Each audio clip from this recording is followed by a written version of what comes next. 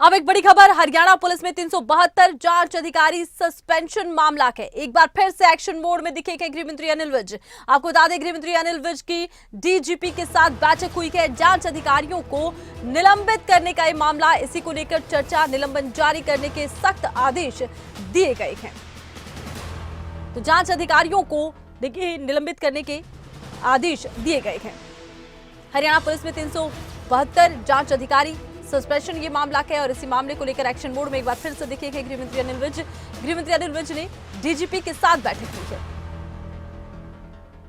और जांच अधिकारियों के निलंबन को लेकर चर्चा हुई है। निलंबन जारी रहेगा, ये एक बड़ी जानकारी आपको हम दे देते हैं और निलंबन जारी करने के आदेश दिए गए हैं। इसी खबर पर और ज्यादा जानकारी के लिए खबरें अभी तक के स्टेट हेड जितेंद्र चौधरी इस वक्त हमारे साथ लाइव जुड़ चुके हैं। जितेंद्र, जिस तरह से निलंबन जारी करने के सख्त आदेश गृह मंत्री ने दिए हैं, क्या कुछ जानकारी? देखिए, बिल्कुल आरती, ये खबर जुड़ी हुई है 372 आईओ इन्वेस्टिगेशन ऑफिसर्स जो हैं उनके निलंबन को लेकर के। और निलंबन इसलिए कि 1 साल से भी अधिक समय बीत जाने के बाद भी करीब 3229 शिकायतों का निस्तारण इन तमाम आईओज की तरफ से नहीं किया गया था, जिनकी संख्या 372 है। अनिल विज की तरफ से इस पर सीधे तौर से रोष जताते हुए और गंभीरता जताते हुए ये कहा गया कि ये ऐसे जो भी लोग हैं उन्हें तुरंत सस्पेंड किया जाए। ये आदेश जो है डीजीपी को इनकी पालना के लिए एक निर्देश जो है वो जारी किए गए थे अनिल विज की तरफ से।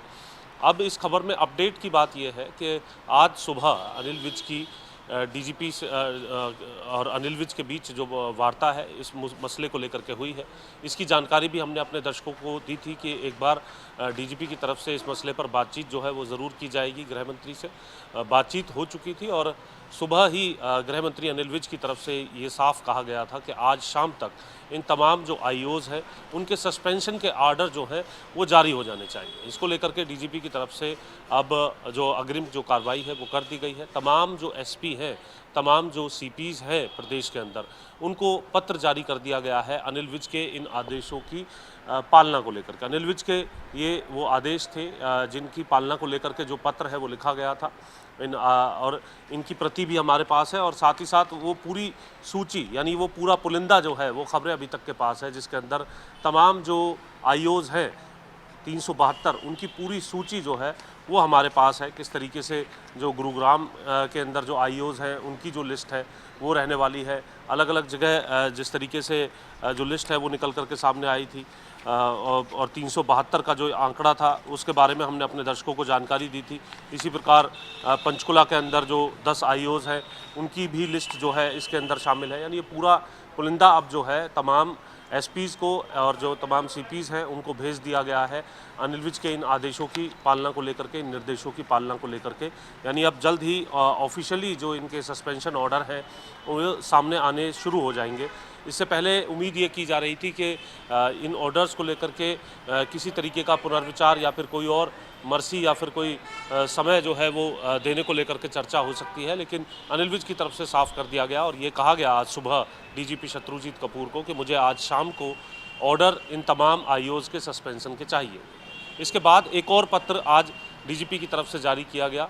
एडीजीपी क्राइम की तरफ से इस पत्र को तमाम जो सीपी एसपीज़ हैं उनको भेजा गया है और ये कहा गया है कि अनिल विज के जो आदेश थे उन आदेशों के अनुसार उन सभी आईओज के खिलाफ जो कार्रवाई बनती है उसकी जो रिपोर्ट है वो वापस जो है हेडक्वार्टर भेजी जाए।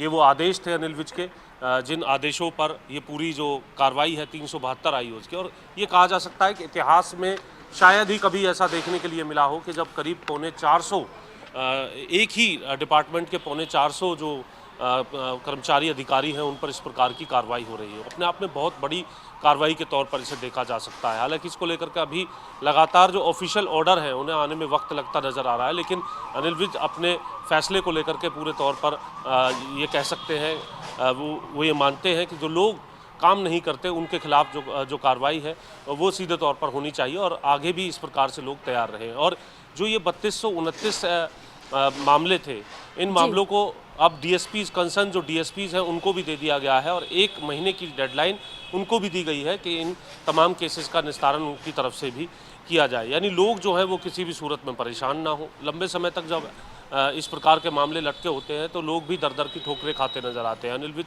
ने खुद इस बात की जानकारी जो है मीडिया बाइट के अंदर दी थी।